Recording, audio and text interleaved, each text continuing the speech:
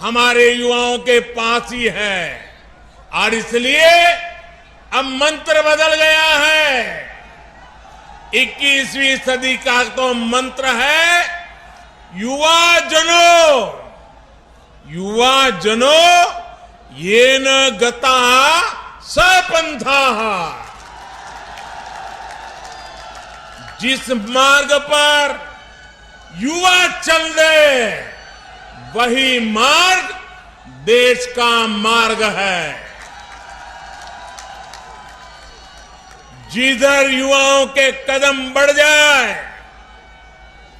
मंजिल अपने आप चरण चूमने लग जाती है। युवा नए भारत का कर्णधार भी है। युवा नए भारत का विस्तार भी है। युवा नए भारत का नियंता भी है और युवा नए भारत का नेतृत्व करता भी है। हमारे आज के युवाओं के पास प्राचीनता की विरासत भी है, आधुनिकता का बोध भी है और इसलिए जिधर युवा चलेगा उधर भारत भी चलेगा। और जिधर भारत चलेगा, जिधर भारत चलेगा उधर ही अब दुनिया चलने वाली है।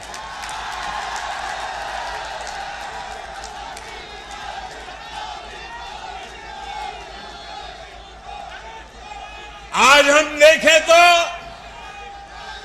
साइंस से लेकर साहित्य तक, स्टार्टअप से लेकर स्पोर्ट्स तक, हर तरफ भारत के युवा ही छाए हुए हैं।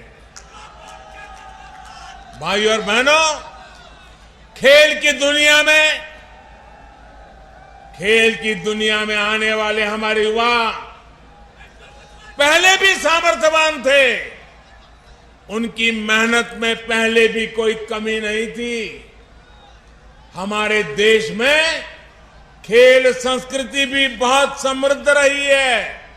हमारे गांवों में हर उत्सव, हर त्योहार में खेल एक अहम हिस्सा रहता है। मेरठ में होने वाले दंगल और उसमें जो घी के पीपे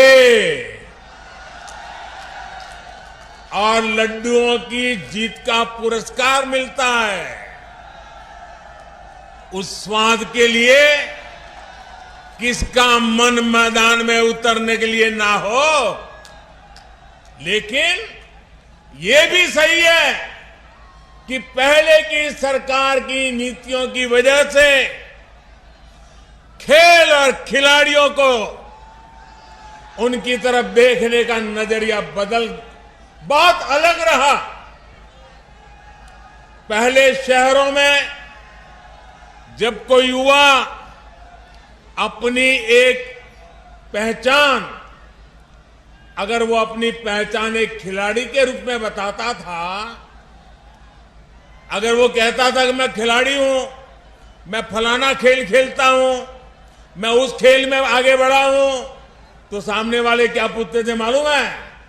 सामने वाले पूछते थे, अरे बेटे खेलते हो ये तो ठीक है, लेकिन काम क्या करते हो?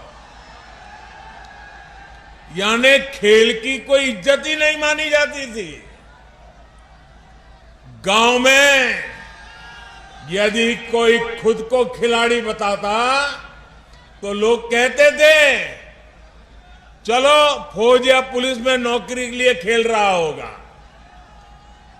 यानी खेलों के प्रति सोच और समझ का दायरा बहुत सीमित हो गया था। पहले की सरकारों ने युवाओं के इस सामर्थ्य को महत्व नहीं दिया। ये सरकारों का दायित्व था कि समाज में खेल के प्रति जो सोच है उससे खेल को, उस सोच को बदल करके खेल को बाहर निकालना बहुत जरूरी है। लेकिन हुआ उल्टा। ज्यादातर खेलों के प्रति देश में बेरुखी बढ़ती गई। परिणाम यह हुआ कि जिस हॉकी में गुलामी के कालखंड में भी मेजर ध्यानचंद जी जैसी प्रतिभाओं ने देश को गौरव दिलाया, उसमें भी मेडल के लिए हमें दशकों का इंतजार करना पड़ा। दुनिया की हॉकी प्राकृतिक मैदान से एस्ट्रो टर्फ की तरफ बढ़ गई, लेकिन हम वहीं के वहीं रह गए। जब तक हम जागे तब तक बहुत देर हो चुकी थी।